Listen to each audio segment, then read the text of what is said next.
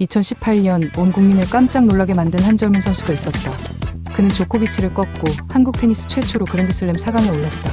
전 세계가 놀랐고 라파엘 나달은 그를 강한 정신력과 안정된 스트로크를 가진 선수라고 칭찬했었다. 그의 이름은 정윤. 그리고 우리는 생각했었다. 드디어 한국 테니스의 시대가 오는구나. 하지만 나달을 응원해도 정윤 이후 우리 테니스는 왜 멈추었을까?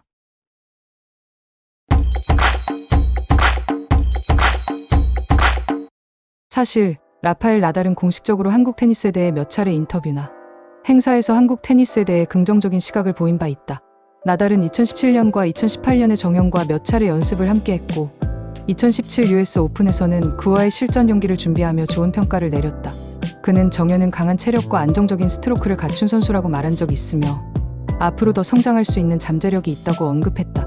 특히 2018 호주 오픈에서 정연이 준결승까지 진출했을 때 세계적인 선수들이 그의 가능성에 대해 높이 평가했었다. 하지만 2025년 지금 그 기대는 이어졌을까?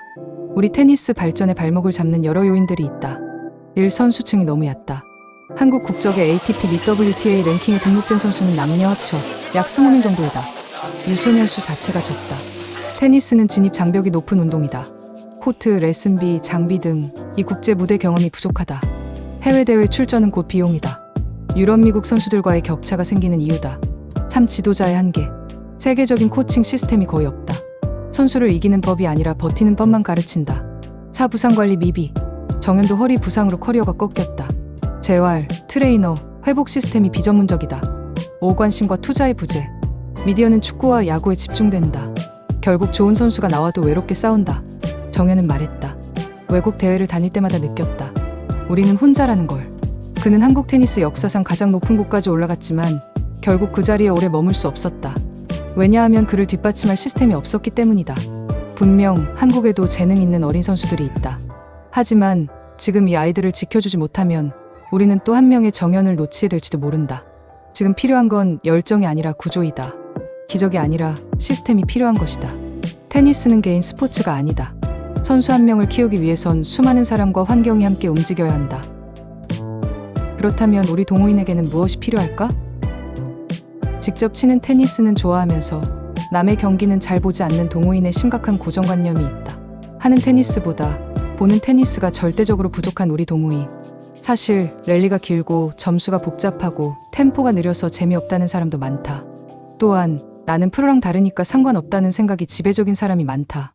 나는 3.5 동호인인데 조코비치 보면 뭐가 도움되겠어? 이런 생각이 자연스럽게 생길 수 있다. 또는 보는 법을 배운 적이 없다는 현실이다. 우리는 테니스 스윙은 배웠지만 경기를 어떻게 읽는지는 배우지 못했다. 보는 테니스가 중요한 이유가 무엇일까? 많은 동호인들이 레슨만 받고 게임을 반복하지만 실력은 제자리인 경우가 허다하다. 이유는 테니스의 흐름, 선택, 판단을 스스로 학습할 기회가 없기 때문이다. 프로 경기를 보면 포지셔닝, 패턴, 리듬, 리커버리 동작 등 레슨에선 절대 배우지 못할 것들이 눈에 들어온다. 특히 나와 비슷한 체형, 성향의 선수를 보면 훨씬 실전적인 깨달음을 얻게 될 수 있다. 테니스는 단순한 기술이 아니라 선택의 스포츠이다. 프로 선수들이 어떤 포지션에서 어떤 샷을 선택하는지 보는 것만으로도 내 경기 중 판단력이 바뀔 수 있다. 또한 보는 테니스는 감정의 깊이를 만들어준다. 테니스는 결국 멘탈 게임이다. 조코비치가 매치 포인트 3개를 막아내는 장면을 보면 단순히 잘 친다가 아니라 이게 테니스구나라는 감정이 생길 수 있다. 동호인들도 시합 중 멘붕이 올 때가 많다. 그럴 때 프로 경기를 보며 어떻게 극복하는가를 간접 체험하면 내 멘탈도 조금씩 단단해질 수 있다. 누군가의 테니스 스토리를 보면 내 테니스도 더 소중해진다. 예를 들어 저스틴 NM, 안드레, 에거시, 정연 같은 선수들의 여정을 들여다보면 그들의 고통, 선택, 성장 과정을 보며 나도 이렇게 조금씩 나아가는 거구나라는 감정이 생긴다. 단순히 치는 테니스가 아니라 삶의 한 장면처럼 테니스를 받아들이게 된다. 보는 테니스는 거울이다. 남의 경기를 보며 내 테니스를 다시 배우게 된다. 경기를 본다는 건 단순한 관람이 아니라 내가 더 나은 테니스인이 되는 가장 빠른 길이다.